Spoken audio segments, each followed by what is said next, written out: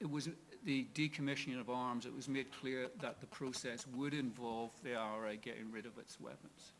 So when the IRA called its ceasefire in 1994, it was accommodating a British precondition, right? And it was also doing that when the British had made clear that they would not, as the Republican movement wanted at the time, act as persuaders for a united Ireland.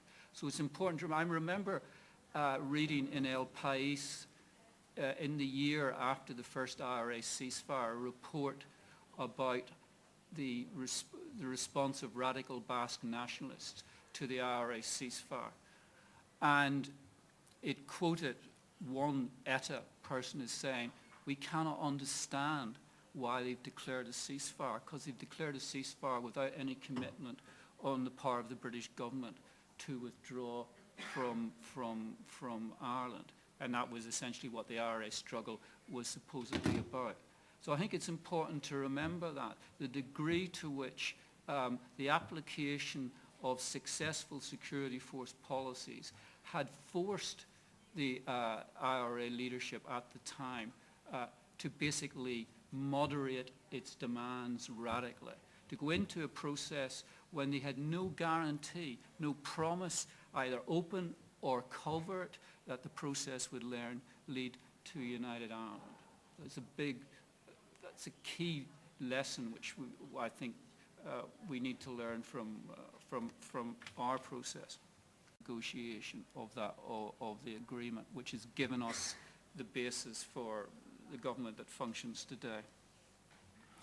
Now, I think in what happens in the way the model is used by people like Powell and by Blair is that it obscures the difference between the Good Friday Agreement, which was actually negotiated in terms of the Northern Ireland parties by the moderates, which the extremes, the DUP, the Protestant extremist party led by Ian Paisley at the time, was not involved in the negotiation of the Good Friday Agreement at all, excluded itself, and Sinn Féin was on the margins of the Good Friday Agreement, had no serious input into the institutional structures within which we are now governed in Northern Ireland.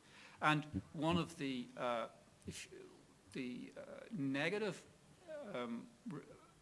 results of the way the process was managed by Blair and people like Jonathan Powell post-1998 was the marginalization of the parties, the moderate parties that negotiated it, and the rise to dominance in both their respective communities of Sinn Féin and the DUP. So I think we've got to distinguish between the peace process and the process of political agreement which created the Good Friday Agreement. The peace process had the political moderates at its core. The Good Friday Agreement, the institutional reconstruction of Northern Ireland, was a victory for moderation. The peace process was carried on to the exclusion of moderate political parties as a dialogue between the British government and the leadership of the IRA. And it's the mismanagement of that process by Blair after 1998 which results in the consistent weakening and marginalization of moderation which has occurred in the political process between 1998 and the present. And the prioritization on the British side was getting the IRA to get rid of its weapons. And the IRA consistently used the fact that its weapons hadn't been decommissioned to extract more and more concessions from the British government. And the IRA continued to operate post-1998. IRA members were arrested in Colombia in 2003, giving aid and assistance and training to FARC. The next year, an IRA spy ring was discovered at the heart of the new government in Stormont. And then in 2005, the IRA carried out the biggest bank raid in the history of the two islands at the beginning of 2005.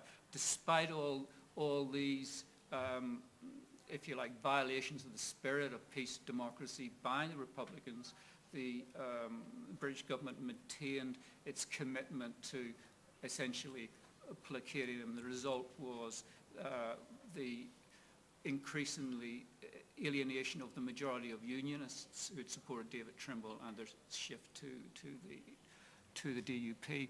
And as far as nationalists were concerned, the Gerry Adams and Martin McGuinness were the only people who counted anymore, and people who'd created the Good Friday Agreement were marginalised. Now, finally, the area I want to talk about, it's obviously particular relevance to this meeting, is the issue of victims. And here, Northern Ireland is not an example which I think Spain should be urged to follow. The needs of victims, and Michael Gallagher will obviously speak more about this than I will, have been marginalised during our peace process. The very language within which we discuss victims in Northern Ireland has been distorted. Terrorism is not a word that is used in relationship to Northern Ireland by the local media. It's not a politically correct word.